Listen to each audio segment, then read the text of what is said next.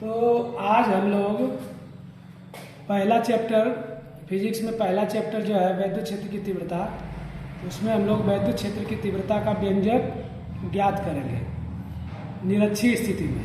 अच्छी स्थिति में व्यंजक हम लोग ज्ञात कर चुके हैं, तो आज हम लोग निरक्षीय स्थिति में ज्ञात करेंगे। ये क्वेश्चन बड़ा क्वेश्चन 5 नंबर में आता है, तो 5 नंबर का क्वेश्चन आपका 4 क्वेश्चन होते हैं आपके, तो 4 क्वेश्चन आपको 5 चौके 20 नंबर मिलेंगे। तो आप लोग तैयार कर लीजिए बड़े क्वेश्चन को, मैंने समझाया इसमें। ये देखिए, वैद्युत द्विध्रुव की निरक्षीय स्थिति में वैद्युत क्षेत्र की तीव्रता का व्यंजक ज्ञात करने हम लोग जा रहे हैं। तो यहाँ पे ये ए बी एक वैद्युत द्विध्रुव है। लिखेंगे कैसे? लिखेंगे कि माना ए बी एक वैद्युत द्विध्रुव है जो के परावैद्युतांक वाले माध्यम में स्थित है। इस बिंदु ए पर प्लस क्यू आवेश तथा माइनस क्यू आवेश स्थित है और उनके बीच की दूरी 1L प्लस 1L अर्थात उनके बीच की दूरी 2L है। वैद्युत द्विध्रुव के मध्य बिंदु O से R दूरी पर निरक्षीय स्थिति में एक बिंदु P है, जहाँ पर हमें वैद्युत क्षेत्र की तीव्रता ज्ञात करनी है। तो ये जो दूरी हो गया L हो गया, ये जो दूरी हो गया R हो गया, ये एक समकोण त्रिभुज है। तब समकोण त्रिभुज AOP में AP स्क्वायर बराबर यानी कर्ण स्क्वायर बराबर लंब स्क्वायर प्लस आधार स्क्वायर यानी R square plus L square. AP का मान निकालेंगे तो कौड़ी में R square plus L square, Pythagoras के प्रमेय का सूत्र का प्रयोग करके। ठीक इसी तरह से इधर भी ये दूरी L है, ये दूरी आपकी R है, तो ये भी समकोण त्रिभुज बनेगा। इसकी भी दूरी हो जाएगी कौड़ी में R square plus L square. तो आगे हम लोग देखेंगे यहाँ पे ये जो माना प्लस क्यू आवेश के कारण वैद्युत क्षेत्र की तीव्रता E1 है और माइनस क्यू आवेश के कारण वैद्युत क्षेत्र की तीव्रता E2 है। तो हम लोग लिखेंगे प्लस क्यू आवेश के कारण बिंदु P पर वैद्युत क्षेत्र की तीव्रता E1 बराबर प्लस क्यू आवेश के कारण बिंदु P पर वैद्युत क्षेत्र की तीव्रता E1 बराबर 1/4πε0 K इंटू आवेश का मान Q और दूरी का मान कौड़ी में R square plus L square और उसका होल स्क्वायर करेंगे तो कौड़ी हट जाएगी। इसकी दिशा A से P की ओर। A से P की ओर क्यों? क्योंकि जब P पर हम धन परीक्षण आवेश रखेंगे तो ये आवेश से प्लस Q उसको उधर की तरफ धकेलेगा, तो इसकी दिशा होगी इधर की तरफ E1 की दिशा, यानी इसी को लिखा गया A से P की ओर। इसी प्रकार माइनस क्यू आवेश के कारण बिंदु P पर वैद्युत क्षेत्र की तीव्रता यानी कि E2 बराबर 1/4πε0 K इंटू Q अपान R square plus L square. ठीक उसी तरह से, और इसकी दिशा हो जाएगी P से B की तरफ। P से B की तरफ क्यों? क्योंकि यहाँ पे धन परीक्षण आवेश रखेंगे तो जो ऋण आवेश है उसको अपनी तरफ आकर्षित करेगा, यानी E2 की दिशा इधर होगी यानी P से B की तरफ। यहाँ तक क्लियर? आगे हम लोग देखते हैं ये जो दो वैद्युत क्षेत्र E1 और E2 प्राप्त होते हैं। E1 और E2 का परिणामी ज्ञात करने के लिए हम एक समांतर चतुर्भुज बनाएंगे और उसका विकर्ण खींचेंगे। तो विकर्ण खींचेंगे, दोनों का परिणामी यहाँ पे E मिल रहा है। E1 और E2 का परिणामी विकर्ण की दिशा में E हो गया। इसी को यहाँ पे बनाया गया, E1 को इधर और E2 को इधर, E1 को इधर और E2 को इधर। ये जो कोण है थीटा है, तो ये भी कोण थीटा होगा, तो ये कोण यहाँ पे थीटा हो गया। इसी तरह से ये वाला कोण यहाँ पे थीटा है, तो इधर वाला कोण इस तरह से एकांतर कोण बनेगा, ये वाला कोण थीटा होगा, ये भी कोण थीटा होगा। तो E1 को क्षैतिज और ऊर्ध्वाधर घटक में वियोजित करने पर E1 साइन थीटा और E1 कॉस थीटा प्राप्त होगा।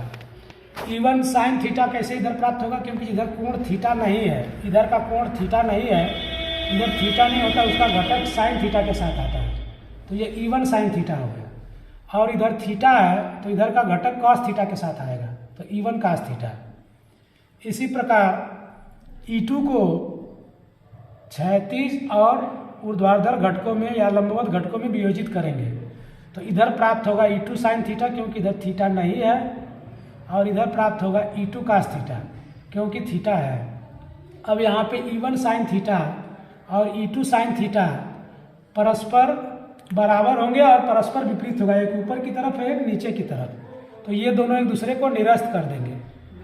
जबकि घटक E1 cos थीटा और E2 cos थीटा दोनों इस दिशा में हैं, तो दोनों आपस में जुड़ जाएंगे।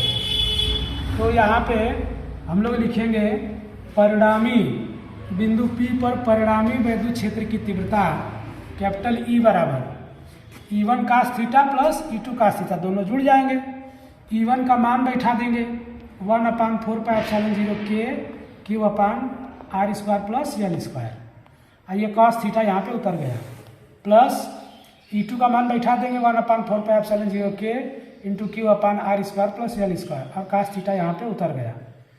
तो यहाँ से अगर हम लोग 1/4πε0 K Q/R² L² कॉमन ले लेंगे तो इधर अंदर बचेगा cos theta plus cos theta, cos theta और cos थीटा जोड़ देंगे तो हो जाएगा 2 cos थीटा। तो इतना हो गया 2 cos थीटा।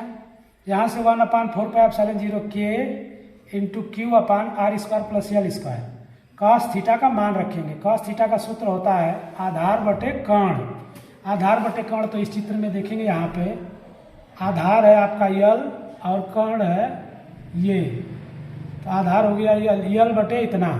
तो यहाँ से हम लोग लिख दिए cos थीटा का मान ये 2 है, 2 जो है cos थीटा वाला, और cos थीटा का मान आधार बटे कर्ण L बटे इतना। अब यहाँ हम लोग क्या करेंगे, कर्णी में R² प्लस L² है, तो इसको कर्णी जब हटाएंगे तो इसकी घात को हम लोग आधा लिख सकते हैं। इसकी घात को क्या लिख सकते हैं, आधा लिख सकते हैं। और ये वाला जो घात है आपका 1 है, 1 में आधा जोड़ेंगे तो 1 सही 1/2 प्राप्त होगा। इसका मतलब 2 1 कम 2 1 3/2 प्राप्त होगा। तो यहाँ पे मैंने लिख दिया है E बराबर 1/4πε0 K into 2QL/R² plus L², और 1 में आधा जोड़ेंगे तो 1.5 आएगा, 1.5 को हम लोग 3/2 लिख दिए हैं। यहाँ पे 2QL को हम लोग P भी लिख सकते हैं, 2QL को क्या लिख सकते हैं, P लिख सकते हैं। तो यहाँ पे हम लोग P का मतलब वैद्युत द्विध्रुव गुण होता है, तो P हो गया यहाँ पे। तो E बराबर 1/4πε0 K into P/R² plus L² के घाते 3/2। यदि आगे हम लोग चूंकि L का मान बहुत छोटा लिया जाता है, तो यदि L is much lesser than R, यदि L का मान R की तुलना में बहुत छोटा हो तो L को हम लोग नगण्य ले सकते हैं, और नगण्य ले सकते हैं तो L का मान हम लोग 0² लिख सकते हैं। तो 0² लिख देंगे तो 0² खत्म हो जाएगा, तो बचेगा R² के घाते 3/2। तो ऊपर का 2 और नीचे का 2 कट जाएगा, तो बचेगा R के घाते 3। तो यहाँ पे E बराबर 1/4πε0 K इंटू P/R³ हो गया। तो यही निरक्षीय स्थिति में वैद्युत तीव्रता का, वैद्युत क्षेत्र की तीव्रता का सूत्र है। वैद्युत क्षेत्र की तीव्रता E का दिशा किधर होगी, परिणामी की। तो दिशा ज्ञात करने के लिए इस चित्र को हम लोग देखेंगे तो चित्र में इधर आ रहा है दिशा, तो इधर से इधर, इसका मतलब धन आवेश से ऋण आवेश की तरफ, ये प्लस Q से माइनस आवेश की हो। तो धन्यवाद दोस्तों। ये अगर आपको वीडियो पसंद आया हो तो आप इस वीडियो को चैनल को मेरे सब्सक्राइब कर दीजिएगा, और इसके पहले वाला अगर अच्छी स्थिति वाला वीडियो नहीं देखे हो तो उसको मैंने डाला हुआ है, उसका लिंक हम लोग दे देंगे कमेंट सेक्शन में, वहाँ से आप उसको देख लीजिएगा। बहुत बहुत धन्यवाद। जय हिंद, जय भारत।